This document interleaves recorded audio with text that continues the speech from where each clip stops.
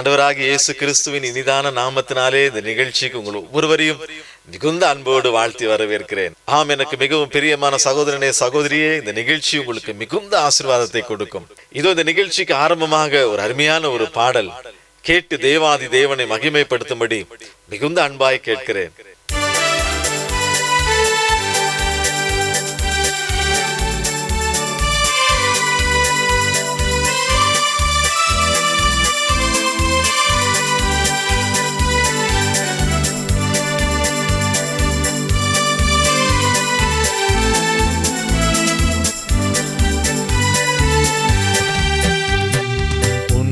உன்னதமானவரின் உயர் மறைவில் இருக்கிறவன், சர்வ வல்லவரின் நிழலில் தங்குவான், இது பரமசிலாக்கியமே.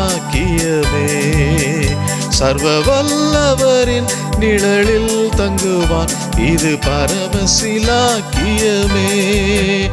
அவர் செட்டையின் கீழடை கலம்புகவே தம் சிறகுகளால் மூடுவார்.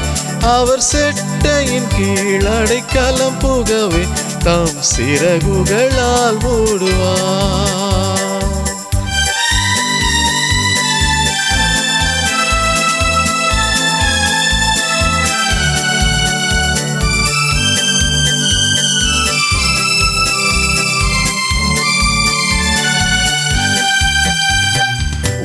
வழிகளிலெல்லாம் உன்னை தூதர்கள் காத்திடுவார்.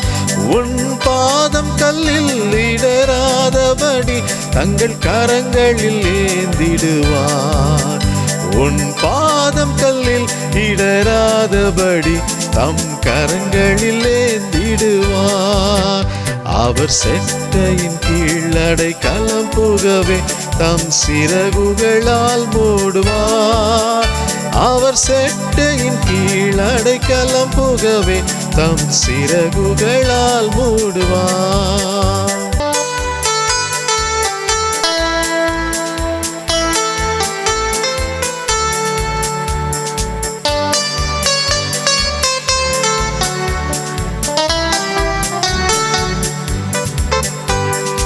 ஆபத்திலும் அவரை நான் நோக்கி கூப்பிடும் வேளையிலும் என்னை தப்புவித்தே முற்றும் ரட்சிப்பாரே என் ஆத்துமனே சரவர். என்னை தப்புவித்தே முற்றும் ரட்சிப்பாரே என் ஆத்துமனே சரவர். அவர் சேட்டையின் கீழடை கலம்புகவே தம் சிறகுகளால் மூடுவார். அவர் சேட்டையின் கீழடை கலம்புகவே தம் சிறகுகளால் மூடுவார். அவர் செட்டையின் கீழடை கலம்புகவே தம் சிறகுகளால் மூடுவார். அவர் செட்டையின் கீழடை கலம்புகவே தம் சிறகுகளால் மூடுவார். ஆம், எனக்கு மிகவும் பிரியமான சகோதரனே, சகோதரியே, 91ஆம் சங்கீதத்தை மையமாய் வைத்து இயற்றப்பட்ட ஒரு பழைய அருமையான ஒரு பாடல். இந்த சங்கீதம் இப்படி சொல்லுகிறது: உன்னதமானவரின் மறைவில் இருக்கிறவன் சர்வ வல்லவருடைய நிழலில் தங்குவான். ஆம், உன்னதமான தேவனுடைய மறைவில் நாம் இருக்கும் பொழுது சர்வ வல்லவருடைய நிழலில் நாம் அடைக்கலமா இருக்கிறோம். உன்னதமானவரின் மறைவுக்கு நேராய் நம்மை நடத்தி செல்லும் 2 காரியங்கள், ஒன்று ஜெபம், மற்றொன்று வேத வாசிப்பு. பரிசுத்த வேதாகமத்தை கிரமமாய் வாசித்து தியானித்து தேவாதி தேவனுடைய பாதத்தில் காத்திருந்து ஜெபித்து அவருடைய முகத்தை நோக்கி நாம் பார்த்து ஓடும் பொழுது நம்முடைய நிலை எப்படிப்பட்டது? நம்மையும் அறியாமல் உன்னதமானவரின் மறைவுக்குள்ளாக நாம் நடத்தப்படுகிறோம். உன்னதமானவரின் மறைவில் இருக்கிறவன் சர்வ வல்லவரின் நிழலில் தங்குவான். தேவனே நமக்கு நிழலா இருப்பார். தேவனே நம்மை ஆசீர்வதித்து நடத்துவார். போகட்டும். இன்றைக்கு நம்முடைய தியானத்திற்கு என்று தெரிந்தெடுக்கப்பட்ட ஒரு அருமையான ஒரு வேத வசனம் சங்கீதங்களின் புஸ்தகம் 34ஆம் அதிகாரம் அதன் 7ஆம் வசனம் இப்படியாய் சொல்லுகிறது. இதை நாம் வாசிக்க கேட்போமா? சங்கீதம் 34:7. கர்த்தருடைய தூதன் அவருக்கு பயந்தவர்களை சூழ பாளையமிறங்கி அவர்களை விடுவிக்கிறார். இந்த சங்கீதத்தை அழகாய் பாடின தாவீது ராஜா எப்படிப்பட்ட ஒரு சூழ்நிலையில் இந்த அருமையான சங்கீதத்தை எழுதினாராம்? இந்த சங்கீதத்தின் ஆரம்ப பகுதியில் இது மிகவும் தெளிவாய் சொல்லப்பட்டிருக்கிறது. அபிமெலேக்கு என்ற ஒரு மனிதனுக்கு முன்பாக வேஷம் மாறி நின்ற தாவீது அவனால் துரத்தப்படுகிறார். அவனால் துரத்தி அடிக்கப்பட்ட அந்த நிலையில் தாவீது பாடின ஒரு சங்கீதம். தாவீது ராஜா இந்த சங்கீதத்தின் முதல் வசனத்தில் இப்படி சொல்லியிருக்கிறார், கர்த்தரை நான் எக்காலத்திலும் ஸ்தோத்தரிப்பேன், அவருடைய துதி என்னாலும் என் வாயில் இருக்கு. தாவீது துரத்தப்படுகையில் பாடின ஒரு சங்கீதம். காரணம் என்ன? 34ஆம் சங்கீதத்தில் 7ஆம் வசனத்தில் தாவீது ராஜா சொல்லுகிறார், கர்த்தருடைய தூதன் அவருக்கு பயந்தவர்களுக்கு சூழ பாளையம் இறங்கி அவர்களை விடுவிக்கிறார்.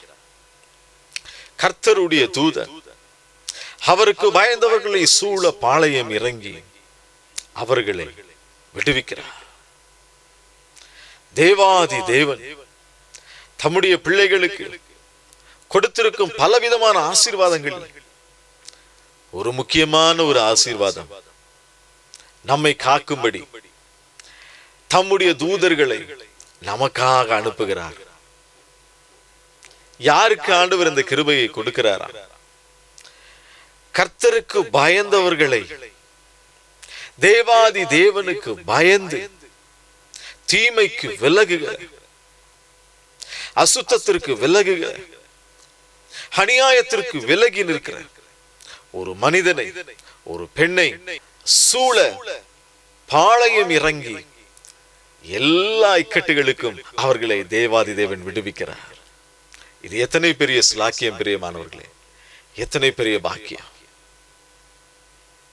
அப்படியானால் நாம் என்ன செய்ய வேண்டும்?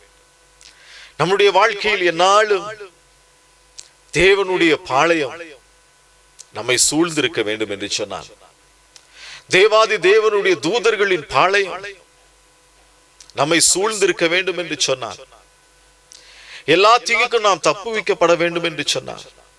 நம்முடைய வாழ்க்கை பரிசுத்தமா இருக்க வேண்டும். நம்முடைய கண்கள் தூய்மையா இருக்க வேண்டும். நம்முடைய பேச்சுக்கள் தூய்மையா இருக்க வேண்டும். நம்முடைய எண்ணங்கள் தூய்மையா இருக்க வேண்டும். இருதயத்தின் தோற்றங்கள் பரிசுத்தமா இருக்க வேண்டும் பிரியமானவர்களே. அப்படி இருக்கும் பொழுது, அப்படி தேவனுக்கு பயந்து பொல்லாப்புக்கு விலகுகிற ஒரு வாழ்க்கை நாம் வாழும் பொழுது, தேவனுக்கு பயந்து பாவத்திற்கு விலகுகிற ஒரு வாழ்க்கை வாழும் பொழுது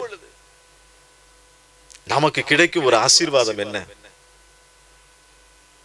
கர்த்தருடைய தூதன், கர்த்தருடைய தூதன், தேவனுக்கே உரிய தூதன் அவருக்கு பயந்தவர்களை சூழ பாளையம் இறங்கி அவர்களை விடுவிக்கிறார். அவர்களை விடுவிக்கிறார். நமக்கு ஒரு இக்கட்டு, ஆபத்து ஒருவேளை வரும் பொழுது, தேவ தூதர்கள் நம்மை சூழ்ந்து இருக்கும் பொழுது, அது நம்மை நெருங்காதபடி அல்லது அதற்கு நம்மை தப்புவித்து தூதர்கள் நம்மை காப்பார்கள். இது எவ்வளவு பெரிய ஆசீர்வாதம், இது எவ்வளவு பெரிய உண்மை பிரியமானவர்களே. இதை ருசித்தவராக அபிமெலேக்கினால் துரத்தப்படுகிற அந்த வேளையிலும் தாவீது ராஜாவுக்கு தேவன் தம்முடைய தூதனை அனுப்பி அந்த அபிமெலேக்கின் கைகளுக்கு தாவீதை தப்புவிக்கிறார். எவ்வளவு பெரிய கிருபை. ஆகவேதான் அந்த மனிதர் எழுதினார், கர்த்தருடைய தூதன் அவருக்கு பயந்தவர்களை சூழ பாளையம் இறங்கி அவர்களை விடுவிக்கிறார். இன்றைக்கு நமக்கும் அந்த ஆசீர்வாதத்தை கொடுப்பதற்கு அந்த தேவாதி தேவன் ஆவலோடு காத்திருக்கிறார் பிரியமானவர்களே. தேவாதி தேவன் ஆவலோடு காத்திருக்கிறார். அதே கிருபைகள், அதே ஆசீர்வாதம், அதே தூதர்களின் பாளையம் நம்மை காப்பதற்கு அவளோடு இருக்கிறது ஒரே ஒரு காரியம், நாம் செய்ய வேண்டிய ஒரே ஒரு காரியம், கர்த்தருக்கு பயந்து பாவத்திற்கு விலகி இருக்க வேண்டும்.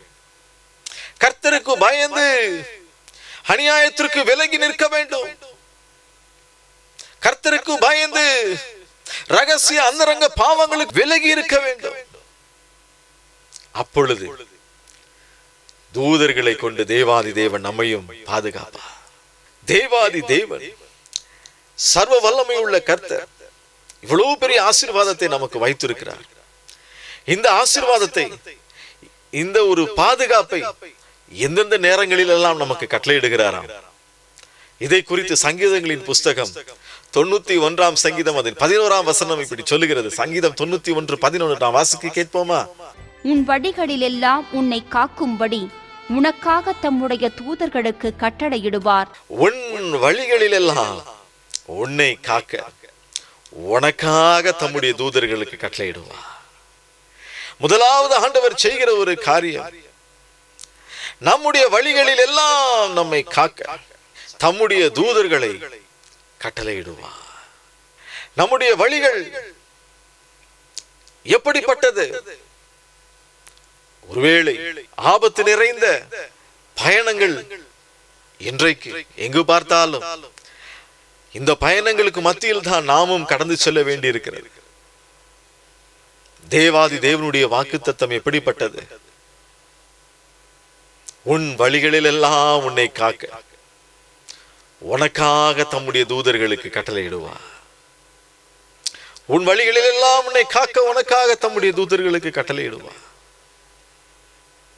மோசே இஸ்ரவேல் ஜனங்களை வனாந்திரத்தில் வழி நடத்தின பொழுது தேவாதி தேவனால் தெரிந்தெடுக்கப்பட்ட அந்த மோசே ஆண்டவர் சொல்லும் ஒரு காரியம், என்ன ஒரு வாக்குத்தத்தத்தை ஆண்டவர் கொடுக்கிறார். யாத்ராகமங்களின் புஸ்தகம் 23 அதிகாரம் அதன் 20 வசனம் இப்படியாய் சொல்லுகிறது.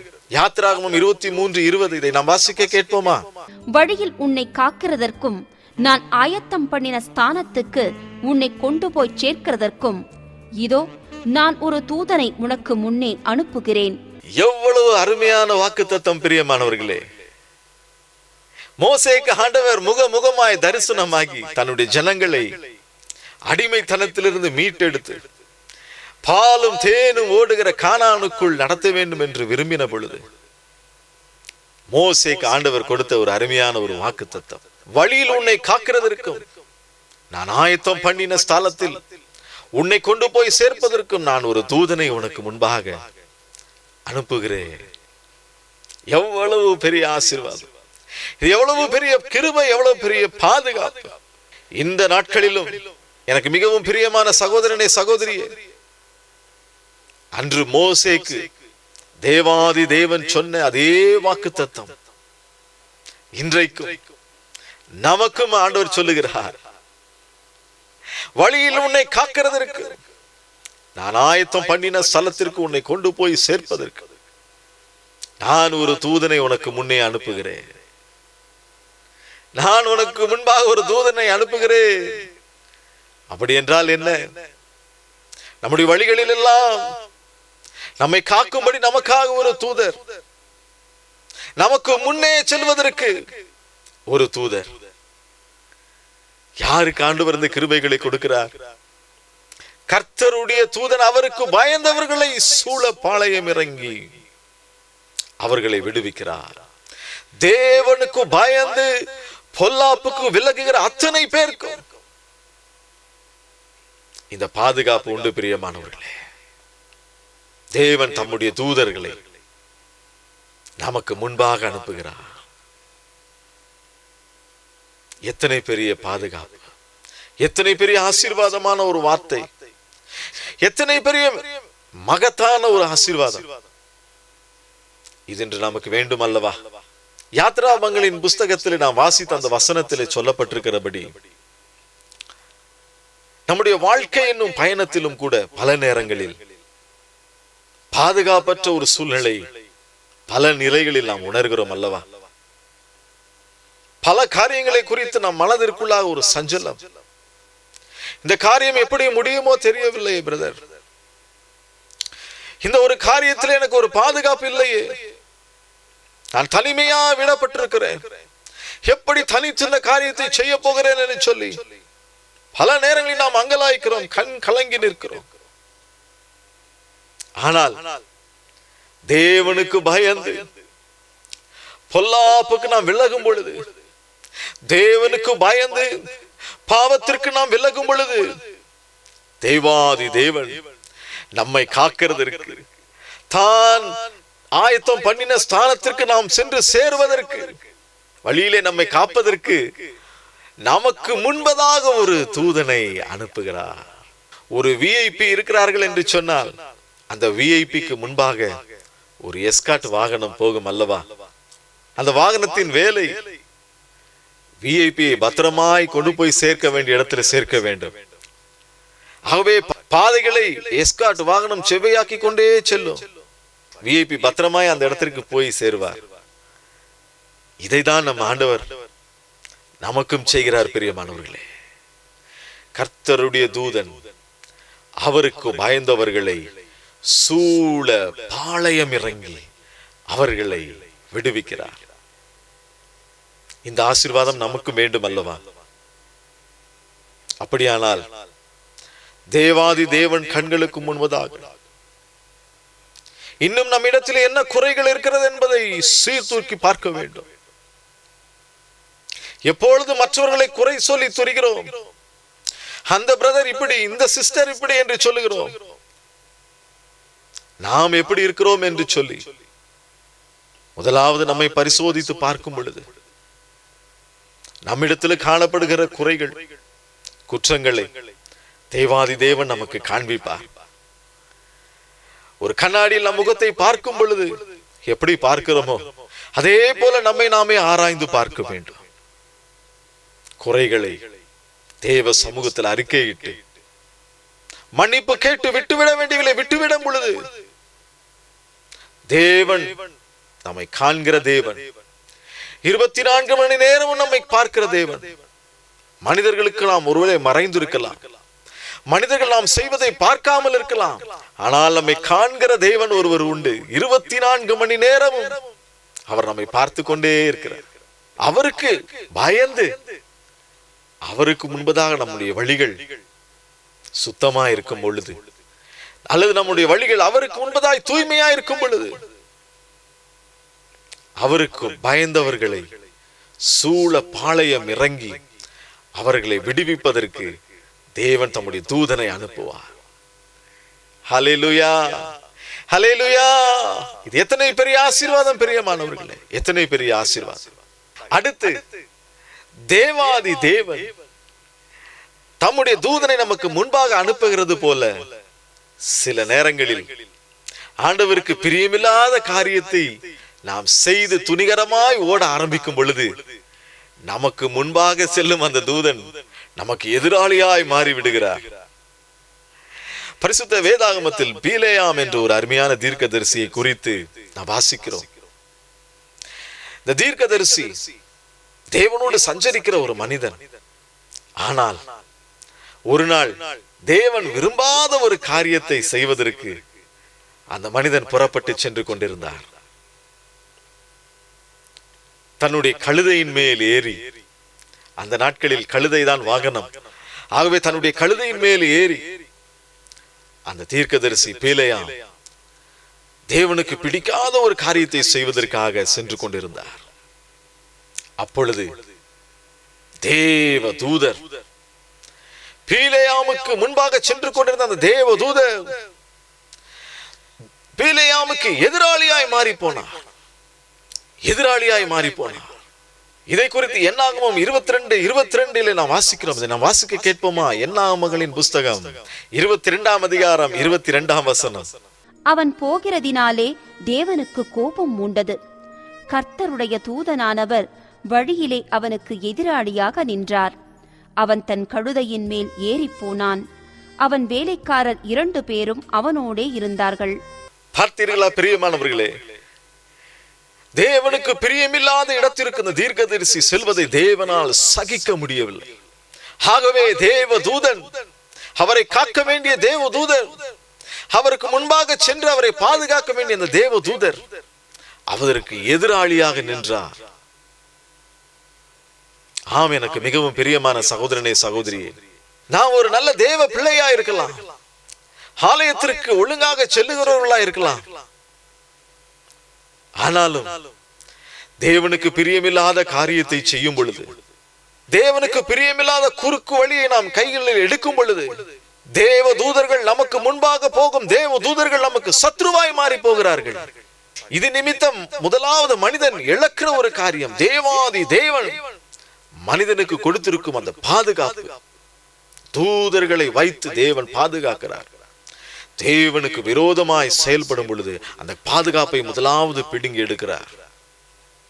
இரண்டாவது, அதே தூதன் பாதுகாக்கிற அதே தூதன் சத்ருவாய் மாறி போகிறான். ஆம், எனக்கு மிகவும் பிரியமான சகோதரனே சகோதரியே, இந்த நிகழ்ச்சியை பார்க்கிற உங்களோடு கர்த்தர் பேசிக் கொண்டிருக்கிறார். உன் வழிகள் எப்படிப்பட்டது? நீ செல்லும் பாதை கர்த்தருக்கு பிரியமானது தானா? அல்லது உங்களுக்கு முன்பாக செல்லும் தேவ தூதன் உங்களுக்கு எதிராளியாய் மாறும் சூழ்நிலை